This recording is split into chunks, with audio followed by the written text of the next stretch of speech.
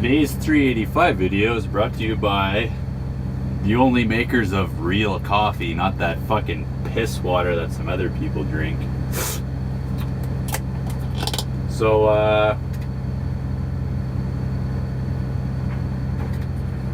ooh, that's the stuff right there. We're in the 385C LME, and we're taking out a rock cut here, so it's pretty rough digging. What we're doing is we're extending this road here, and it's gonna go, hi John! It's gonna go over there.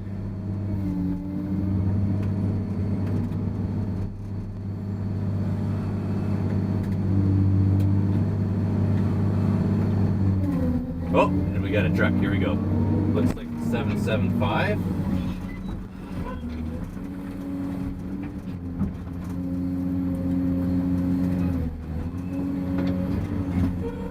So the problem with the rock cut is you're always dropping stuff down into the way of the trucks. With these quarry trucks, it's a big problem because the hoses hang down.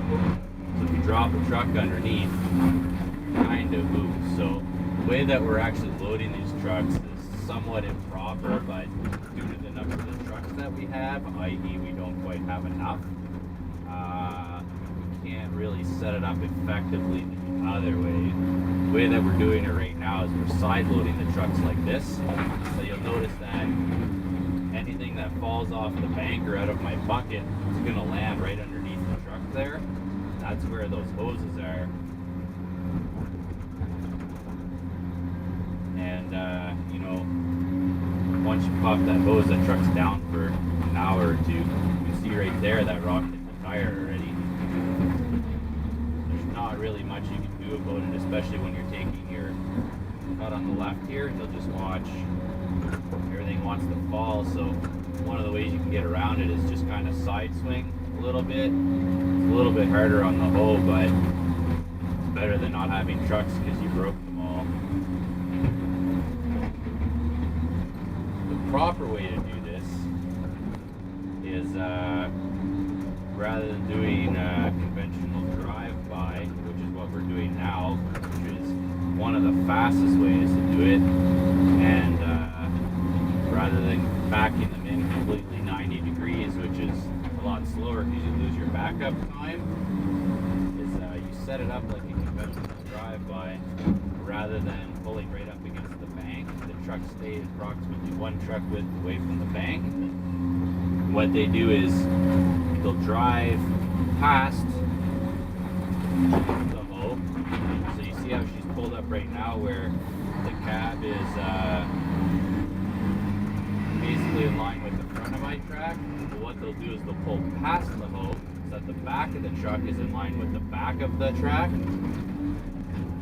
And then as soon as they get to that point, what they'll do is they'll turn hard and back up.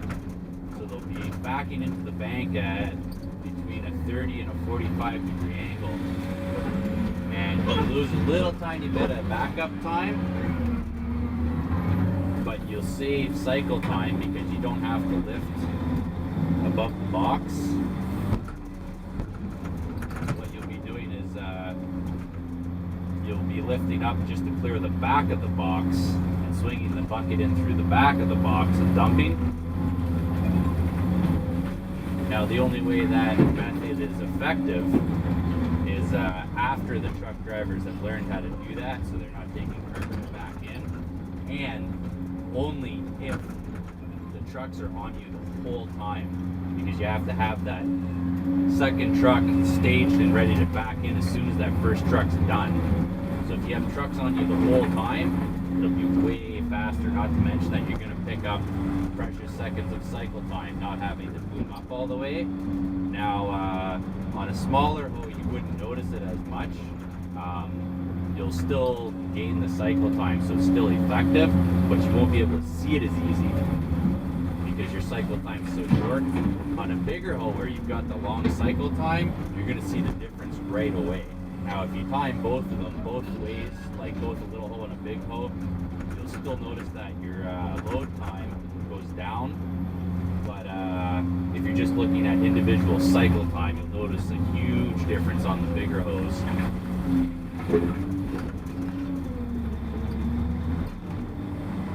And the other huge advantage to loading them like that is not only is it faster, but when you're dealing with rocky material like this, where you're always dropping stuff down, you're only going to be dropping stuff down near the back axle where you can't hurt it, instead of underneath where all those hoses are.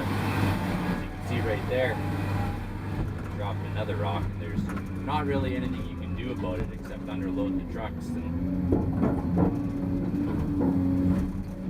it's not really worth underloading trucks on a long haul.